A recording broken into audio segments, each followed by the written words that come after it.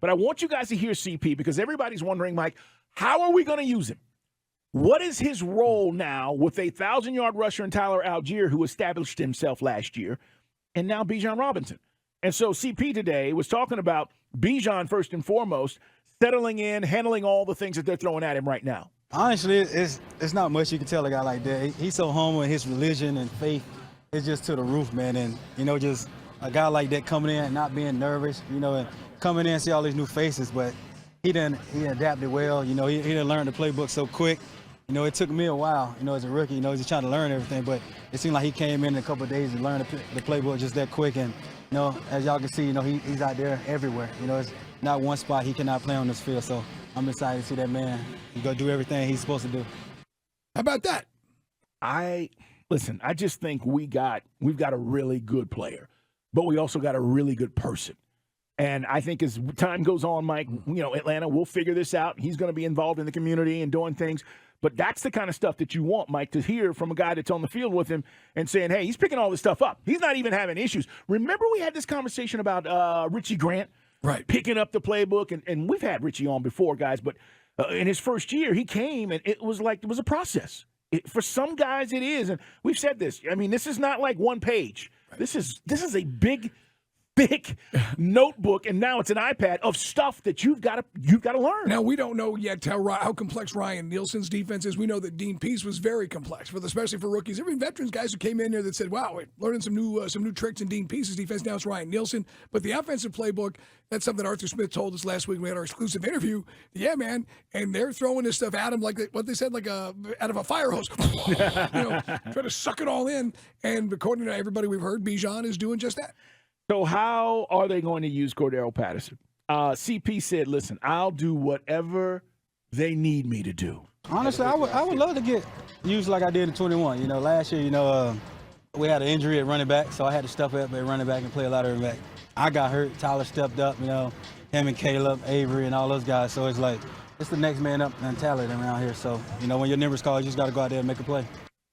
He would like to be used like he was in 21. Mike, that's a lot of usage.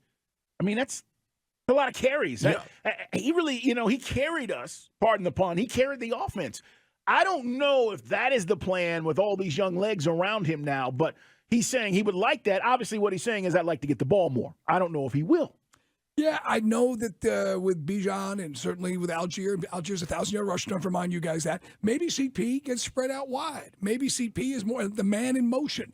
Because we talked so much about Bijan, hadn't really focused on number 84. That's another mix, an athlete you as a defense have to account for. And you can use them all over the field. That's one of those guys you can create the personnel mismatches that Arthur, I think, is kind of dreaming up in his little white dry erase board right now in his office. I think so, too. Hey, follow Mike. He's Mike Bell, ATL. I'm at Put 'em Up. See Dukes, the radio show. Dukes and Bell 929. Follow this radio station at 929 The Game. Stay up on everything that's going on. We're on Twitch and on YouTube at ATL 929 The Game and 929 The Game on YouTube.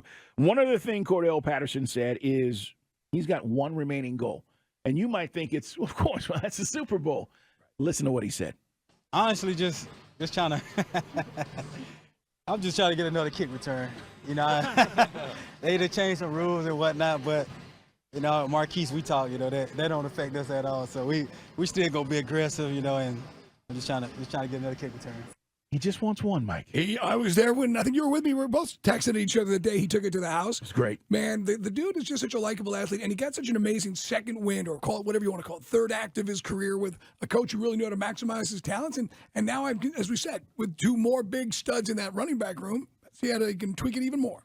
David Onyemata, guys, talking about the Falcons today, saying, listen, I think we have the makings of creating a front that people are going to have to deal with. We haven't had that in a while. We haven't had, and I don't know if we've ever had, Mike, going back to 98, as you always talk about, I don't know if we've ever had just a ferocious front that people feared and that you knew you were going to, have to strap it up and protect and do all those things. But David Onyemata, one of the newest members of our D-line, was saying, hey, I think when you look around, he was talking about this today, that he thinks that this could be that group. Now, remember, he played on a really good Saints defense. The year they get jobbed by Minnesota or the referees, that was a really good defense.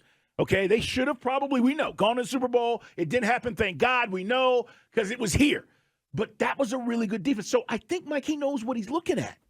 Yeah, I think that this is a team. Guys, we've talked so much about everybody just thought the defense was bad last year, and it really wasn't all that bad if you go back and look at statistically. I'm just looking at, what do you consider effective? Who cares, right? If you are aggressive, we want to blitz. Remember, sometimes in the past, Dan Quinn didn't want to blitz. All I know is we've got guys that can get there probably without having to blitz and do gimmicky stuff, right? The down line, the 4-down linemen, the linebackers can cover. Linebackers now have a chance to do the things they couldn't do in years past in this team. Of course, these are new guys too, because the guys who get manhandled by the offensive line. Now you can, that's why when you look, and maybe guys don't appreciate what I think Cade Nelson, you and I remember you asked the question, who's going to be the secret sauce? I'm saying Cade Nelson's going to be that guy.